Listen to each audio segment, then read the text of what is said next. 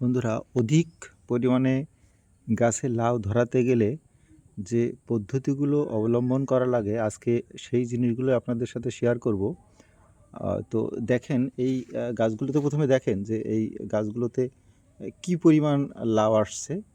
এগুলো আমি এই যে পলিথিন দিয়ে রাখছি, কারণ পলিথিন না দিলে খুব ছোট যখন থাকে তখন পলিথিনের ভিতরে যে পলিথিন না দিলে মাছি পোকা আছে, মাছি পোকার আক্রমণে এরা কিন্তু মাছি পোকা ছিদ্র করে দেয় এবং তারপরে কিন্তু ওই লাউগুলো আর বড় হয় না, ওইটুকু বড় হয়েই থেকে যায়।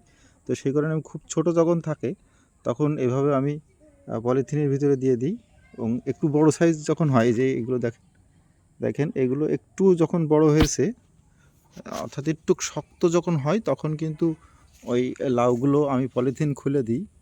এই যে এগুলো পলিথিন খুলে দিলে সমস্যা নেই, এইগুলোতে আর মাছি পোকায় আক্রমণ করতে পারবে না।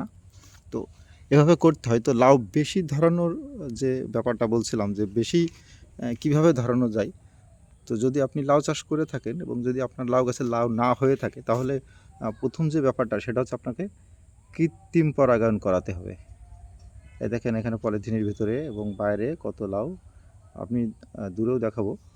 তো কৃত্রিম পরাগায়ন করাতে হয় সাধারণত সকালবেলায় স্ত্রী ফুল আর পুরুষ ফুলের যেভাবে কৃত্রিম পরাগায়নটা করানো যায়, সেটা আমি আমার অন্য ভিডিওতে দেখিয়েছি কৃত্রিম পরাগায়নটা কীভাবে করাতে হয়, আপনারা না হলে এটা দেখে নেবেন। তো তারপরে এদের কাটিং করা লাগে। এই যে প্রথমে যে গাছটা হয় সেই গাছটার 6-7টা পাতা হলে মাথাটা কেটে দিতে হয়, এবং তারপরে আরও যে শাখা প্রশাখাগুলো বেরোয়, ওই আরও কিছুদিন পরে, অর্থাৎ আরও 7-8টা পাতা যখন বের হয়, তখন ওই পাতা মাথাগুলোর থেকেও ছোট্ট ছোট্ট করে কেটে দিতে হয়। কেটে দিলে তখন আরও যে শাখা প্রশাখাগুলো বের হয়, তখন ওই শাখা প্রশাখা থেকেই কিন্তু মূলত লাউগুলো হয়। আর মূল যে গাছটা, অর্থাৎ মূল যে গাছ, সেই মূল গাছে কিন্তু লাউ আসলে অ্যাকচুয়ালি তেমন একটা হয় না বললেই চলে।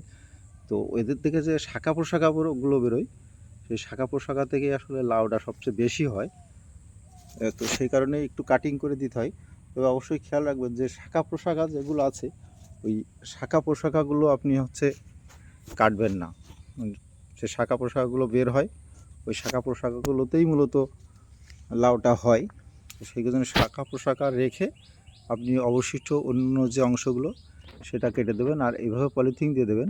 অথবা ফেরোমন ফাঁদ দিলে হয়, কিন্তু খুব একটা যে ভালো কাজ হয় আমার মনে হয় না, খুব একটা বেশি ভালো কাজ হয় না। কারণ খুব ঠান্ডার দিনে ফেরোমন ফাঁদেও কাজ হয় না। আমি দেখেছি ঠান্ডার দিনে মাছি পোকা খুব বেশি পরিমাণে নষ্ট করে দেয় লাউগুলো। দেখেন কত পরিমাণে লাউ ধরেছে। আপনি যদি চান তো আপনি এভাবে করতে পারেন। তো বন্ধুরা, অন্য কোনো ভিডিওতে আবার দেখা হবে। ততক্ষণে সবাই ভালো থাকবেন। ধন্যবাদ।